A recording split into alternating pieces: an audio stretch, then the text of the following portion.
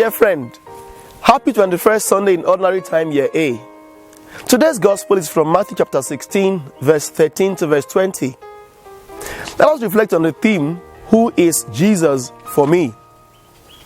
Jesus, in that passage, was drawing close to the end of his earthly life.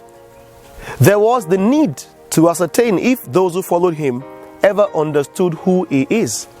So, his withdrawal to that non-Jewish territory, Caesarea Philippi, was to find time and space to teach his disciples more closely. There, he put a question to them: who do people say I am? They responded very quickly about how others referred to him as John the Baptist, some Elijah, some Jeremiah, and others say that he is one of the prophets. That was quite easy, you know. He probably shocked them as he further probed. But you, who do you say that I am? Going by the way the Gospels recorded it, certainly there may well have been a bit of silence among these disciples who were probably afraid to express who they saw Jesus to be.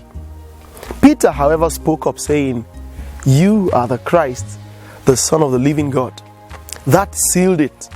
Jesus' response, declaring that the Father in heaven must have revealed it to Peter, simply affirmed it, and he singled out Peter's faith as qualifying him to be a worthy choice, not just as the leader of the apostolic band, but as the foundation stone of the church, laid upon Jesus himself, the chief cornerstone, the Messiah, the anointed one, the Savior.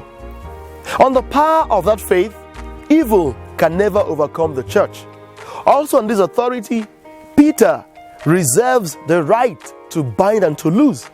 In other words, he is to direct the community of God's people in taking decisions about what to do and what not to do in following Christ the head. My dear friends, the most important question here is at the theme of our reflection: who is Jesus for me? In the same manner the Lord asked his disciples, we ought to ask ourselves. It is easier to make references about what others say. It is, however, necessary for each of us to ascertain if we correctly know who Jesus is. The various pictures of the days of the apostles, the way they knew Jesus back then, may still loom large over us today. Do we still see him just as a prophet? Do we still see him just as a miracle worker? Do we still see him just as a brave hero and a generous person who actually provides our needs? Do we ever see the fact that he is the Savior who won salvation for us through the cross?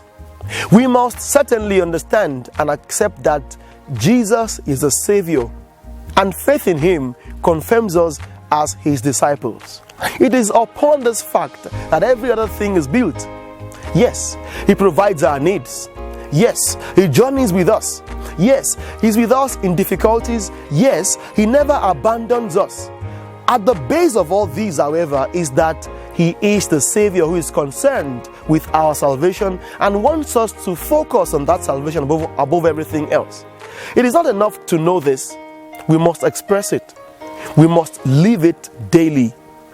If Jesus is our Savior, there is a particular hymn which goes in this light: Jesus my Savior, he is all things to me. I enjoin you to sing with me: Jesus my Savior is all things to me.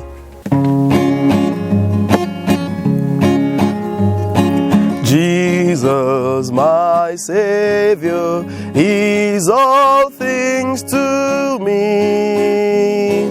Oh, what a wonderful Savior is he. Guiding protection, all life's troubles see. Mighty deliverer, Jesus for me. Jesus for me. Jesus for me. All the time, everywhere, Jesus for me.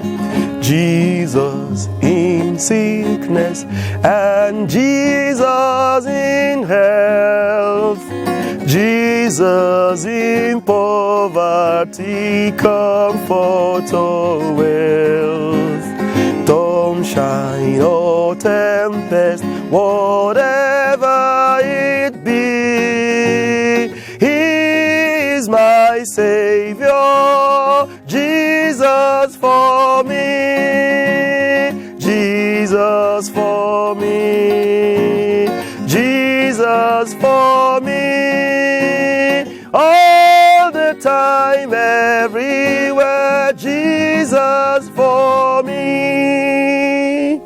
Who is Jesus for you? He is our Savior. Proclaim Him. Live like He is your Savior. God bless you.